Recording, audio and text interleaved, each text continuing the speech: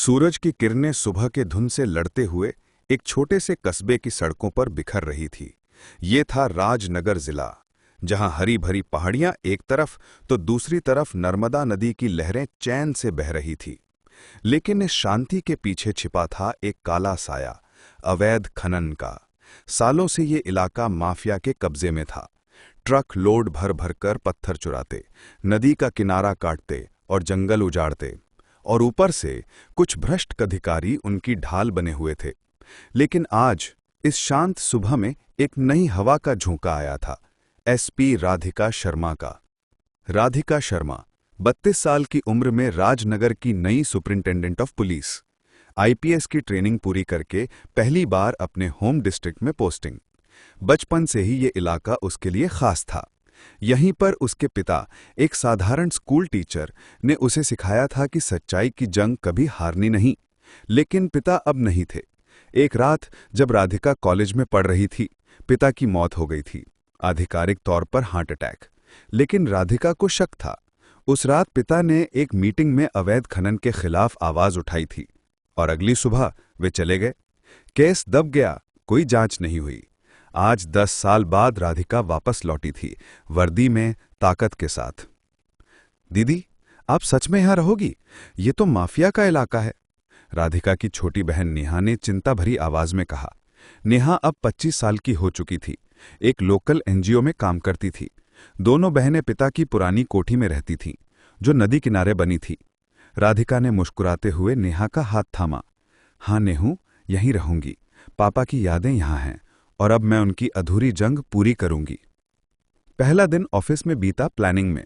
राधिका ने अपनी टीम को बुलाया, inspector Rajesh, sub inspector Meera और कुछ कांस्टेबल। दोस्तों, राजनगर में अवैध खनन बंद होना चाहिए।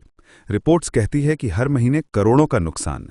नदी सूख रही है, जंगल मर रहे हैं, और सबसे बुरी बात, हमारे ही कुछ लोग इसमें लिप्त हैं। टीम में सन्नाटा छा गया। राजेश ने हिचकिचाते हुए कहा, मैडम, ये आसान नहीं। माफिया के पीछे पॉलिटिशियन हैं, डीएम साहब भी। राधिका ने बात काटी। मैं जानती हूं, लेकिन अगर हम चुप रहे तो पापा जैसे और लोग मरेंगे। चलो पहले छोटे स्तर पर शुरू करते हैं। कल सुबह नदी किनारे रेड। रात को राधिका को नींद नहीं आ रही थी। खिड़की से नदी की चांदनी दिख रही थी। अचानक फोन की घंटी बजी। अज्ञात नंबर। हेलो, राधिका ने कहा। दूसरी तरफ से एक कांपती आवाज आई। एसपी मैडम, मैं हूं गोलू, पापा का पुराना ड्राइवर। याद है? रात को मत निकलना, वे आ रहे हैं। फोन कट गया। राधिका का दिल धक से रह गया। गोलू? हाँ, वही जो पिता की मौत की रात गायब हो गया था। क्या ये धमकी थी या चेतावनी? अगली सुबह रेड हुई, नदी किनारे, जहां अवैध क्रशर चल रहे थे। राधिका खुद जीप में सवार सायरन बजाते हुए पहुंची। माफिया के गुर्गे ट्रक भगा रहे थे। रुको, पुलिस! मीरा चिल्लाई। लेकिन अचानक गोलीबारी शुरू हो गई। राधिका ने कवर लिया। फायर! उसने आदेश दिया। कुछ मिनट की मुठभेड़ के बाद 3 गुर्गे गिरफ्तार, 2 ट्रक जब्त, लेकिन एक कांस्टेबल घायल। राधिका का चेहरा सख्त था। ये शुरुआत है, जांच करो इनके पीछे कौन है। समाचार फैल गया। लोकल अखबारों में हेडलाइन, नई एसपी ने माफिया को लगाया तगड़ा झटका। नेहा ने घर आकर गले लगा लिया। दीदी, तुम रॉक स्टार हो। लेकिन खुशी ज्यादा देर न टिकी। शाम को डीएम का फोन आया। राधिका, क्या कर रही हो? ये मेरा डिस्ट्रिक्ट है, बिना बताए रेड, ऊपर से दबाव है।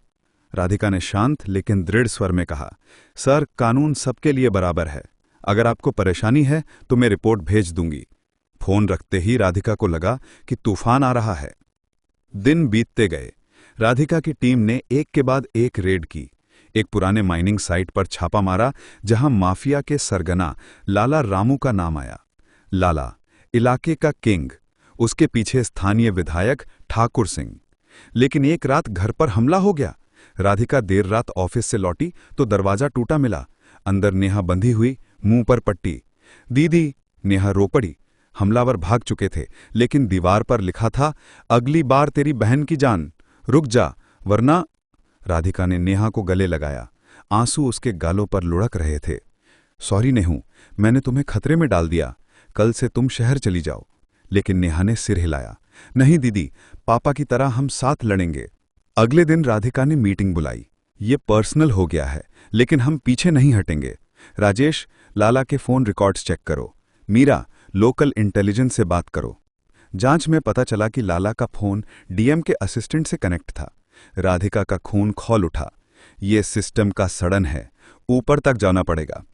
उसी शाम गोलू फिर फोन किया। मैडम, मिलना है, पुराने मंदिर के पीछे, अकेले आना। राधिका गई।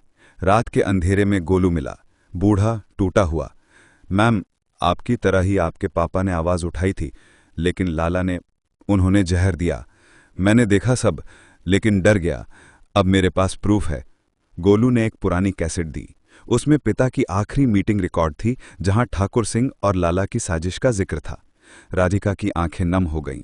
थैंक यू अंकल, अब न्याय होगा। लेकिन साजिश और गहरी थी। अगले हफ्ते एक बड़ा स्कैंडल ब्रेक हुआ। लोकल न्यूज चैनल पर live debate. SP Radhika, hero या विलन? एंकर चिल्ला रहा था। स्क्रीन पर एक वीडियो, एडिटेड। राधिका को दिखाया जा रहा था कि वो लाला से मिल रही है, पैसे ले रही है। एक्सक्लूसिव, क्या नई एसपी माफिया की कठपुतली है? वीडियो वायरल हो गया। सोशल मीडिया पर trolls, #corrupt SP, #Radhika exposed. Neha रो रही थी। दीदी, ये झूठ है, कैसे लड़ें? राधिका ने सांस ली। नेहू, झूठ की दीवार मजबूत लगती है, लेकिन सच की एक ईंट उसे गिरा देती है। राधिका ने प्रेस कॉन्फ्रेंस बुलाई। ये वीडियो फेक है, मैं चुनौती देती हूं, जांच करवाओ। मेरी जंग सिस्टम की सड़न से है, न कि पैसे से। लेकिन ऊपर से दबाव बढ़ा। हेडक्वार्टर से फोन। राधिका, छुट्टी लो, इंक्वायरी होगी। डीएम ने मीटिंग बुलाई। तुम्हारी वजह से पूरा डिस्ट्रिक्ट अशांत है, रुको। राधिका ने डेस्क पर कैसेट रख दी। सर, ये सुनिए, मेरे पिता की मौत का सच, और आपका असिस्टेंट इसमें शामिल। डीएम का चेहरा सफेद पड़ गया। ये गलतफहमी है। लेकिन राधिका बाहर निकल गई। रात को एक और धमकी, घर पर बम ब्लास्ट का अटेम्प्ट। नेहा बाल बाल बची। राधिका ने फैसला किया, अब अकेले नहीं। उसने नेहा के एनजीओ के दोस्तों से मदद ली। लोकल एक्टिविस्ट, पत्रकार और ग्रामीण। एक बड़ा प्रोटेस्ट प्लान किया। नदी किनारे हजारों लोगों का नर्मदा बचाओ नारे लगे। राधिका स्पीच दी। ये नदी हमारी मां है, इसे मारने वाले माफिया को हम बख्शेंगे नहीं। मेरे पिता ने सपना देखा था एक स्वच्छ राजनगर का, आज हम उसे पूरा करेंगे। भीड़ गूंज उठी। लेकिन उसी रात ठाकुर सिंह का गुंडा गिरोह आया। मुठभेड़ हुई। मीरा घायल, लेकिन 2 गुंडे पकड़े गए। उनके कबूलनामे से लाला का नाम आया। अब टर्निंग पॉइंट। राधिका ने स्टेट हेडक्वार्टर को रिपोर्ट भेजी, सबूतों के साथ। Cassette, video, voice recordings. ऊपर से सीबीआई टीम आई। जांच शुरू। लाला गिरफ्तार। ठाकुर सिंह भागा, लेकिन बॉर्डर पर पकड़ा गया। डीएम का असिस्टेंट सस्पेंड। और सबसे बड़ा खुलासा, पिता की मौत का केस रीओपन। पोस्टमार्टम रिपोर्ट में जहर साबित। ठाकुर का नाम आया। राधिका की आंखों में आंसू थे, लेकिन मुस्कान भी। नेहा ने गले लगाया।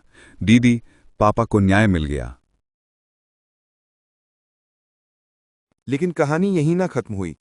मीडिया ट्रायल ने राधिका को तोड़ने की कोशिश की, लेकिन जनता ने साथ दिया। #जस्टिस फॉर राधिका ट्रेंड हुआ। स्वतंत्र पत्रकारों ने फेक वीडियो एक्सपोज किया। राधिका को प्रमोशन मिला, लेकिन वो राजनगर में ही रुकी। नदी साफ हुई, जंगल लहलहाए। एक दिन नदी किनारे राधिका और नेहा खड़ी थीं। दीदी, ये सब सपना जैसा लगता है, नेहा बोली। राधिका ने कहा, सपना नहीं नेहू, ये हकीकत है।